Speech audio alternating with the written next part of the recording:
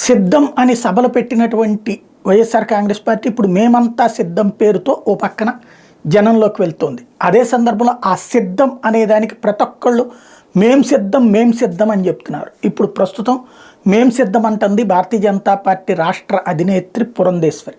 భారతీయ జనతా పార్టీకి సంబంధించిన క్యాడర్తో తాజా మీటింగు. మనం గెలవాలి, మనకిచ్చిన 10 సీట్లు 6 సీట్లు 10+6 ఖచ్చితంగా గెలిచి తీరాలి. అలాగే మరొక వైపున ఇవాళ ఉన్నటువంటి సర్కమ్స్టెన్సెస్ అన్నీ మనకి ఫేవర్గా ఉన్నాయి, గెలిచి తీరాలి. అట్లాగే తెలుగుదేశానికి మన ఓట్లు ట్రాన్స్ఫర్ అవ్వాలి, జనసేనకి మన ఓట్లు ట్రాన్స్ఫర్ అవ్వాలి.